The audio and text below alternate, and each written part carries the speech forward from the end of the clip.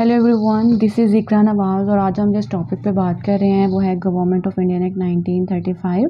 इससे पहले हम इसको डिस्कस करें उससे पहले हम थोड़े से बैकग्राउंड को देख लेते हैं कि कौन से ऐसे इवेंट्स थे जिसकी वजह से ब्रिटिशर्स जो थे वो 1935 का एक्ट लेकर आए। तो हम बैकग्राउंड में पीछे चलते हैं गवर्नमेंट ऑफ इंडियन एक्ट 1919 की तरफ।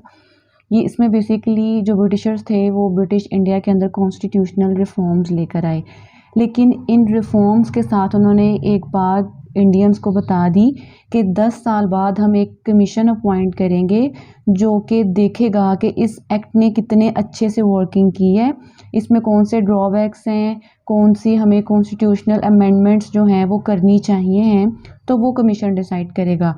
तो ब्रिटिशर्स जो थे उन्होंने ऐसे ही किया। उन्होंने क्या किया कि 1927 में साइमन कमीशन तश्कील दिया जो कि इंडिया आया और उसने आके कुछ कॉन्स्टिट्यूशनल अमेंडमेंट्स जो थी प्रपोज की। ठीक है, अब मसला ये हुआ कि जो इंडियंस थे उन्होंने साइमन कमीशन का किया बायकॉट। उन्होंने कहा कि हमें ये कमीशन एक्सेप्ट ही नहीं है, और इसकी जो बेसिक रीज़न थी वो सिर्फ यही थी कि जनाब साइमन कमीशन के अंदर किसी भी इंडियन को इंक्लूड नहीं किया गया, और इंडियंस की जो ये डिमांड थी या इसको बायकॉट करने का डिसीजन था ये बिल्कुल ठीक था, क्योंकि आप जिनके ऊपर रिफॉर्म्स लेकर आ रहे हो आप उन्हीं से नहीं पूछ रहे, तो उन रिफॉर्म्स का क्या फ़ायदा। अगर आप इंडियन से ही नहीं पूछ रहे कि आपके सिस्टम के अंदर क्या क्या चेंजेस आने चाहिए, आपकी क्या डिमांड्स हैं, तो इसलिए इस वजह से साइमन कमीशन को बायकॉट किया गया। अब प्रॉब्लम ये हुआ कि साइमन कमीशन का जो बायकॉट होना था ये ब्रिटिशर्स को अच्छा नहीं लगा। उन्होंने इंडियंस को चैलेंज किया कि अगर आपको लगता है कि आप कोई कॉन्स्टिट्यूशन बना सकते हो तो चलो आप अपना कॉन्स्टिट्यूशन बना लाओ, हम उसको करते हैं कंसीडर। सो नेहरू रिपोर्ट जो थी, नेहरू ने एक नेहरू रिपोर्ट प्रेजेंट की और बताया कि ये डिमांड्स हैं हमारी। लेकिन मसला ये था कि नेहरू रिपोर्ट टोटली इंडियंस की जितनी भी कम्युनिटीज़ हैं, जितनी भी उसके अंदर माइनॉरिटीज़ हैं, उनको रिप्रेजेंट नहीं कर रही थी। लिहाजा मुस्लिम लीग ने नेहरू रिपोर्ट को रिजेक्ट किया। अब मुस्लिम लीग ने क्या किया कि जिन्हा ने अपने 14 पॉइंट्स दिए। ठीक है, अब ब्रिटिशर्स के पास 2 डॉक्यूमेंट्स आ चुके हैं, एक नेहरू रिपोर्ट, एक जिन्ना के 14 पॉइंट्स। ठीक है, अब ये हुआ कि अब इंडियंस भी आपस में किसी एक पॉइंट पे इकट्ठी नहीं हो रही। जाहिर सी बात है, अगर आप साइमन कमीशन का बायकॉट कर रहे हो तो आप उसके रिस्पॉन्स में एक डॉक्यूमेंट लेकर आओ ना जो ब्रिटिशर्स देखें। अब यहाँ पे एक डॉक्यूमेंट नहीं आ रहा, यहाँ पे मुस्लिम लीग भी डिवाइडेड है और यहाँ पे इंडियन नेशनल कांग्रेस भी, यानी इस एक पॉइंट पे आने के बजाय ये 2 डिफरेंट रूट्स ले रही हैं। अच्छा, अब इन दोनों के दरमियान जो डिफरेंसेस हैं उनको कम करने के लिए 3 राउंड टेबल कॉन्फ्रेंस जो है वो अरेंज की गई। ठीक है, उसका भी कोई रिज़ल्ट नहीं निकलता। अब ये होता है कि गवर्नमेंट ऑफ इंडियन 1935 का जो एक्ट है ये किसके रिस्पॉन्स में आया? ब्रिटिशर्स के पास जो 4 डॉक्यूमेंट्स हैं उसके रिस्पॉन्स में ये एक्ट जो है ये पास। अब कौन से उसके पास 4 डॉक्यूमेंट्स हैं? उनके पास साइमन कमीशन की रिपोर्ट आ चुकी हुई है, उनके पास नेहरू रिपोर्ट है जिन्ना के 14 पॉइंट्स हैं, और उनके पास राउंड टेबल कॉन्फ्रेंस जो है उसके रिजल्ट्स हैं। ठीक है, ये 4 डॉक्यूमेंट्स जो हैं इनको देखते हुए government of Indian act 1935 present किया गया, और ये उम्मीद की गई कि इंडियंस जो हैं अब इस डॉक्यूमेंट पे खुश होंगे। अब हम बात करते हैं इसके फीचर्स क्या थे। बेसिकली एक लॉन्ग डॉक्यूमेंट था जिसके 321 सेक्शंस थे, 10 कैजुअल और 14 पार्ट्स थे। अब इसकी बेसिक हम देखते हैं कि मेन पॉइंट्स क्या थे। सबसे पहले तो ये था कि एक फेडरल फॉर्म ऑफ गवर्नमेंट जो था वो बना दिया गया। इसका पर्पस क्या था, या ये फेडरेशन थी क्या चीज़। अब आप देखें कि ये अगर हम बनाए मैप तो इसके अंदर ये जो सर्कल में समझ लें ये प्रोविंसेस हैं। ठीक है, और ये जो क्यूब्स हैं, स्क्वायर्स हैं, ये समझ लें प्रिंसली स्टेट्स हैं। अब जो प्रोविंसेस हैं ये तो ऑलरेडी ब्रिटिशर्स के कंट्रोल में है, तो फेडरेशन बनाई जा रही है प्रोविंसेस की और प्रिंसली स्टेट्स की। ये प्रिंसली स्टेट्स हैं। ठीक है, अब उन्होंने कहा कि फेडरेशन ये दोनों जो हैं ये ब्रिटिशर्स के अंडर काम करेंगी। ठीक है, अच्छा, उन्होंने कहा कि प्रोविंसेस को हर हाल में फेडरेशन ज्वाइन करनी पड़ेगी, लेकिन प्रिंसली स्टेट्स के लिए ये कंपलसरी नहीं है। तो हम इस पॉइंट को यहीं पे इवेलुएट कर लेते हैं कि फेडरेशन जो थी ये मटीरियलाइज नहीं हो सकी। क्यों? क्योंकि जितने नंबर ऑफ़ जो प्रिंसली स्टेट्स रिक्वायर्ड थी फेडरेशन बनाने के लिए, वो सपोर्ट उन्हें मिल ही नहीं सकी। पहला पॉइंट हो गया कि federal form of government present किया गया। और सेकंड पे क्या आता है, उन्होंने कहा कि अब हम पावर्स को किस तरह डिस्ट्रीब्यूट करते हैं सेंटर और प्रोविंसेस के दरमियान, इसको पावर्स कह लो या सब्जेक्ट्स कह लो। तो इस एक्ट ने क्या किया कि जो पावर्स थी उनको डिवाइड किया। पॉइंटर कहाँ गया मेरा?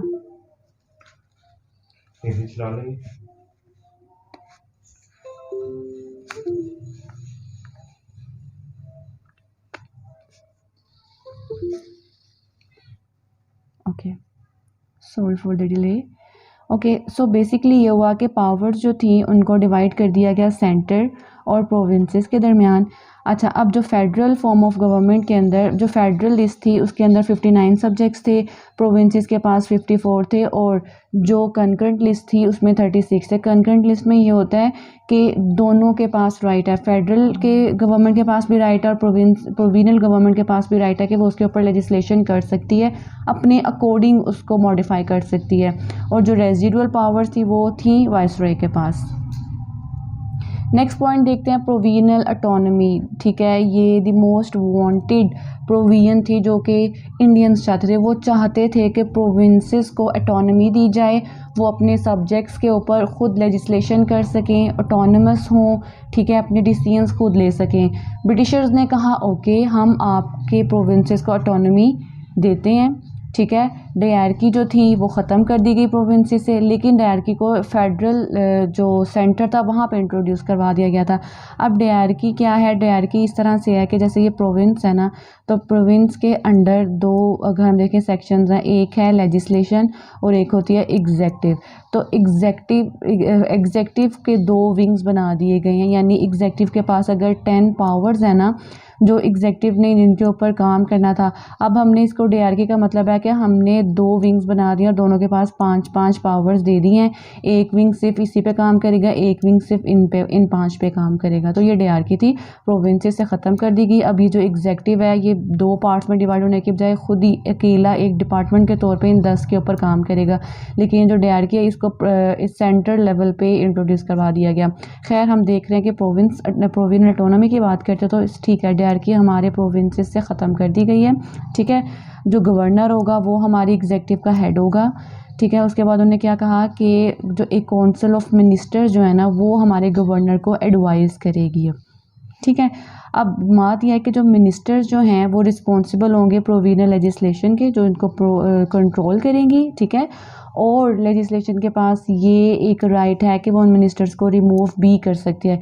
इट मींस के जो एग्जेक्टिव प्रोविजनल लेवल पे काम कर रही है वो लेजिस्लेचर को रिस्पॉन्सिबल है और लेजिस्लेचर जो है वो उन्हें रिमूव भी कर सकता है। लेकिन बात ये है कि आपके जो गवर्नर है ना, उनको बहुत ज़्यादा पावर्स दे दी गई हैं जिनको आपकी जो लेजिस्लेचर है वो अंडू नहीं कर सकती। ठीक है, और दूसरी बात जो प्रोविजनल ऑटोनॉमी की जहाँ पे आके सारी ऑटोनॉमी ज़ीरो बन जाती है, वो ये थी कि ब्रिटिश की जो अथॉरिटीज़ हैं उनके पास अभी भी ये राइट है कि वो किसी भी टाइम प्रोविजनल गवर्नमेंट को सस्पेंड कर सकती है। तो कहाँ गई फिर प्रोविजनल ऑटोनॉमी, जब ब्रिटिशर्स अथॉरिटी के पास वो ये अथॉरिटी है कि वो किसी भी टाइम आके आपकी प्रोविजनल गवर्नमेंट को सस्पेंड कर सकती है। सो ये पॉइंट भी देखा जाए तो वीक था।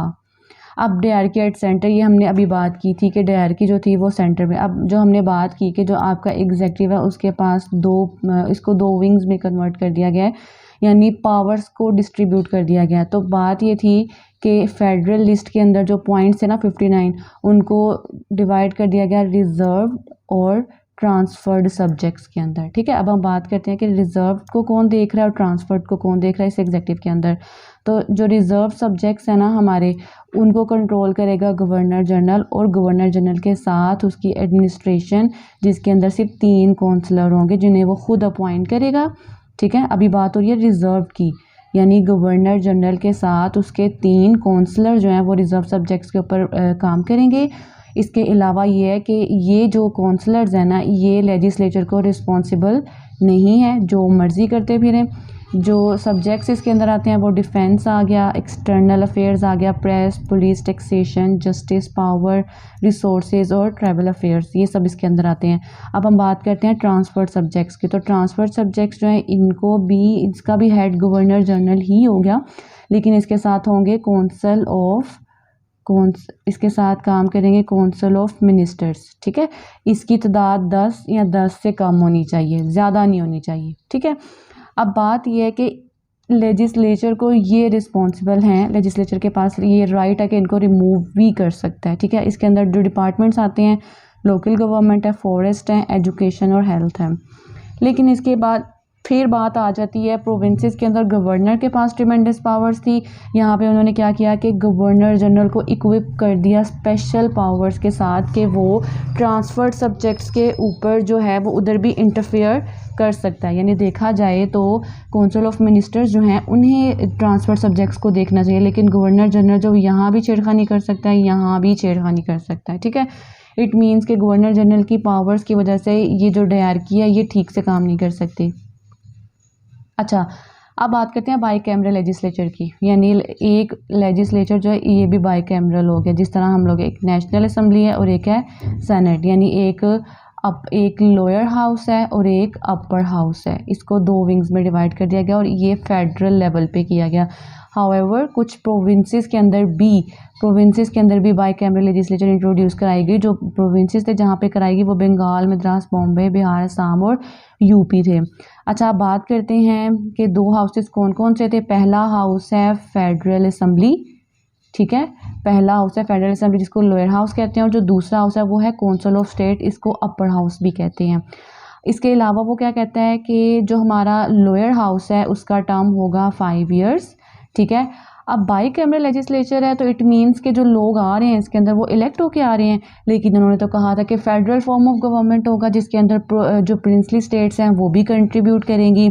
तो उसने कहा कि जो दोनों हाउसेज हैं ना उसके जो रिप्रेजेंटेटिव्स हैं प्रिंसली स्टेट से भी होंगे। ठीक है, तो जो प्रिंसली स्टेट्स हैं वो क्या करेंगी, उनके लोग इलेक्ट होके नहीं आएंगे, बल्कि उनके जो नेटिव्स हैं ना, जो रूलर्स हैं वो अपने लोग इलेक्ट करके भेजेंगे।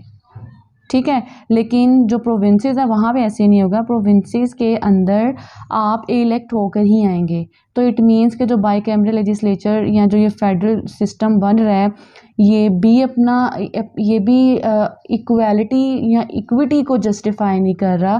क्यों? क्योंकि बाई कैमरल लेजिस्लेचर एक तो आपने तमाम प्रोविंसेस के अंदर इंट्रोड्यूस नहीं कराई, उन प्रोविंसेस के अंदर इंट्रोड्यूस कराई जो कि इन्हें लगता था कि ये इम्पोर्टेंट है। दूसरा, प्रोविंसेस और प्रिंसली स्टेट्स के दरमियान इक्विटी नहीं रखी गई। प्रोविंसेस के लिए लाजिम है कि उनके मेंबर्स इलेक्ट होके आएंगे, प्रिंसली स्टेट्स के लिए जो उनके रूलर्स जिसको मर्जी इलेक्ट करके भेजते हैं। ठीक है, अब एक और पॉइंट है, फेडरल कोर्ट जो थी वो for the first time establish की गई। फेडरल कोर्ट का पर्पस क्या होगा, हॉरिजॉन्टल और वर्टिकल डिस्प्यूट्स को रिजॉल्व करना। वर्टिकल और हॉरिजॉन्टल डिस्प्यूट्स में फ़र्क ये है, वर्टिकल में ये होता है कि आप सेंटर और प्रोविंसेस के दरमियान डिस्प्यूट्स को करो, और हॉरिजॉन्टल में होता है कि प्रोविंस टू प्रोविंस आप डिस्प्यूट्स जो हैं उनको रिजॉल्व करो। ठीक है, और इसके मेंबर्स कौन होंगे, सिर्फ एक चीफ जस्टिस होगा और 6 से ज़्यादा जजेस नहीं होंगे फेडरल कोर्ट के अंदर। इसके अलावा इंडियन काउंसिल को अबॉलिश कर दिया गया। सेक्रेटरी ऑफ स्टेट जो थे for India would instead have a team for, उसके पास एडवाइज़र्स होंगे। फ्रेंचाइज जो थी बढ़ा दी गई, और for the very first time direct elections जो थे फर्स्ट टाइम इंट्रोड्यूस कराए गए। इसके अलावा जो रीऑर्गेनाइजेशन हुई वो ये थी कि जो मुस्लिम लीग की डिमांड थी कि सिंध को बॉम्बे से सेपरेट कर दिया जाए तो बात मान ली गई। बिहार को भी उड़ीसा से सेपरेट कर दिया गया, बर्मा को बिल्कुल सेपरेट कर दिया गया जो कि अब म्यांमार के तौर पे एक सेपरेट कंट्री है। ठीक है, एडन को भी सेपरेट कर दिया गया इंडिया से और इसको डायरेक्ट क्राउन की कॉलोनी बना दिया गया। अच्छा जी, इसके अलावा जो एक मेजर प्रिंसिपल था वो ये था कि मुस्लिम्स को 1/3 रिप्रेजेंटेशन जो दी गई थी वो बरकरार रही। अब मुस्लिम्स जो थे 1/3 सीट जो थी उनकी फेडरल लेजिस्लेचर के अंदर होगी। इसके अलावा जो डिप्रेस्ड क्लासेस थी उनके लिए भी सेपरेट इलेक्टोरेट उनको भी प्रोवाइड किया गया। ठीक है, इट मीन्स कि जो फैसिलिटी थी इसको इस 1935 के एक्ट में भी एक्सटेंड किया गया। इसके अलावा उन्होंने कहा कि जो ब्रिटिश पार्लियामेंट है इसकी सुप्रीमेसी ही रहेगी। ठीक है। तुम पूरे इंडिया के लेजिस्लेचर के ऊपर, चाहे वो प्रोविजनल हो या फेडरल हो, ब्रिटिश पार्लियामेंट का अगर कोई एक्ट आता है तो वो इन दोनों के एक्ट्स को ओवरराइड कर सकता है। इसके अलावा फेडरल रेलवे अथॉरिटी जो थी वो डेवलप की गई, जितना भी जो रेलवे सिस्टम है अब वो इसके अंडर आ जाता है, फेडरल रेलवे अथॉरिटी के अंदर आ जाता है। वेरी फर्स्ट टाइम जो है establishment of reserve bank for India, ठीक है। इसके अलावा कमीशंस बनाए गए, कौन कौन से कमीशन बनाए गए, फेडरल, प्रोविजनल और जॉइंट पब्लिक सर्विस कमीशन जो थे वो बनाए गए। अब हम बात करते हैं कि मुस्लिम लीग और इंडियन नेशनल कांग्रेस के क्या रिमार्क्स थे ये 1935 को एक्ट को लेके। तो हम शुरू करते हैं कायद आज़म मोहम्मद अली जिन्ना से। उन्होंने कहा कि this scheme is thoroughly rotten, fundamentally bad and totally unacceptable. अब हम देखेंगे कि कायद आज़म ने ऐसे क्यों कहा कि it's totally unacceptable, fundamentally rotten, bad. अच्छा, अब हम इंडियन नेशनल कांग्रेस के भी पॉइंट ऑफ व्यू से देख लेते हैं। जवाहरलाल नेहरू जनाब कहते हैं कि it's just like driving a car with all brakes but with no engine, right. It means कि ये जो एक्ट है ये डिफेक्टिव किस तरह से है, यानी ये जो प्रोविजनल ऑटोनॉमी की बात की गई, ये फेडरल फॉर्म ऑफ गवर्नमेंट की बात की गई, इसमें फ्रेंचाइज जो थी एक्सटेंड कर दी गई, उसकी बात की गई। देखने में तो ये बातें अच्छी हैं, यही बातें थी ना जो ये इंडियंस डिमांड कर रहे थे। तो अब ऐसा क्या हो गया कि भी फंडामेंटली बैड हो गई या it's all brakes with no engine. तो हम फिर इसको क्रिटिकली इसको एवेलुएट करते हैं, देखते हैं कि इसके ऊपर क्या क्रिटिसिज्म किया गया। तो पहला क्रिटिसिज्म इसके ऊपर ये किया गया, उन्होंने कहा कि प्रोविंसेस के अंदर गवर्नर्स और फेडरल लेवल के ऊपर गवर्नर जनरल जो है, इनको आपने इतनी पावर्स दे दी हैं कि आपके प्रोविजनल लेजिस्लेचर और फेडरल लेजिस्लेचर जो भी एक्ट पास करती है इनके पास पावर्स हैं कि उनको ओवरराइड कर दे। तो फ़ायदा जिन लोगों को आप लोग अवाम इलेक्ट करके उन्होंने उसको लेजिस्लेचर के अंदर बिठाया है, वो हमारे लिए कानून साजी करती हैं, वो लॉज जो हैं उनको पास कर रही हैं हमारी बेटरमेंट के लिए। एकदम से गवर्नर जनरल आते हैं और कहते हैं नॉट पॉसिबल भाई, ये मुझे एक्सेप्ट नहीं है, वीटो कर देते हैं। तो same here with provisional assemblies, वहाँ पे भी गवर्नर आते हैं और ख़त्म कर देते हैं। तो इट मीन्स के ये जो कह रहे थे ना प्रोविजनल पावर और प्रोविजनल ऑटोनॉमी, तो ये इसका असर ख़त्म कर दिया उन पावर से, उन डिस्क्रिशनरी पावर से जो आपने गवर्नर और गवर्नर जनरल को दे दी हैं, ठीक है। उसके अलावा उन्होंने कहा कि ये जो आप कह रहे हो ना हमने फेडरेशन बना दिया, इट्स फंडामेंटली डिफेक्टिव। ये डिफेक्टिव कैसे हो गई? ये डिफेक्टिव ऐसे हो गई कि प्रोविंसेस और प्रिंसली स्टेट्स को आपने कहा है ना कि ये मिल के फेडरेशन बनाएंगी, तो प्रोविंसेस के लिए आपने कह दिया कि ये कंपलसरी है कि फेडरेशन में आना है, जबकि प्रिंसली स्टेट्स के लिए कंपलसरी नहीं है, इनके लिए तो ऑप्शनल है, ये तो अपनी मर्ज़ी करेंगी। इस पॉइंट पे भी एक प्रॉब्लम आ रहा है। दूसरा ये है कि मेंबर्स क्या है, प्रोविंसेस जो हैं ये इनके मेंबर्स इलेक्ट होके आएंगे और जो प्रिंसली स्टेट्स हैं इनके नॉमिनेट होंगे, जो रूलर्स हैं प्रिंसली स्टेट्स के वो नॉमिनेट करेंगे, ठीक है। तो इट मीन्स कि कोई इक्विटी नहीं है, आप कोई प्रॉपर फेडरल स्ट्रक्चर है ही नहीं जो आप बना रहे हो, तो ये एक अच्छा सिस्टम ही नहीं है, ठीक हो गया। उसके अलावा जो मोस्ट इम्पॉर्टेंट पॉइंट है जिसको हर कोई एग्री करता है कि कोई फ्लेक्सिबिलिटी नहीं है, आप अपना कॉन्स्टिट्यूशन ही अमेंड नहीं कर सकते हो। इसका मतलब कॉन्स्टिट्यूशन आपके ऊपर थोप दिया गया है, आप उसको अब जैसे जितनी भी कंट्रीज़ हैं वो क्या करते हैं कि वक्त के साथ जो नई ज़रूरियात आती हैं वो अपने कॉन्स्टिट्यूशन को अमेंड करती हैं और न्यू प्रोविजंस ले आती हैं। इंडियंस के पास ये राइट ही नहीं है कि वो किसी भी आर्टिकल को या तो चेंज कर सकें, ऑल्टर कर सकें। They don't have right to amend their constitution, ठीक है। So the Indians were simply given with a toy of provisional autonomy to play with. They received nothing substantial to feel contented. आपको कोई flexibility नहीं दी गई ना इस constitution के अंदर, ठीक है। सो ये था 1935 का government of Indian act. I hope so कि आपने इसको अंडरस्टैंड किया होगा। ये स्लाइड्स आर इनफ कि आप इन्हीं को प्रिपेयर करें और आप इन्हीं को यूज़ कर सकते हैं। तब तक के लिए अल्लाह हाफिज़, मिलते हैं एक नए टॉपिक के साथ। Stay blessed. Allah Hafiz.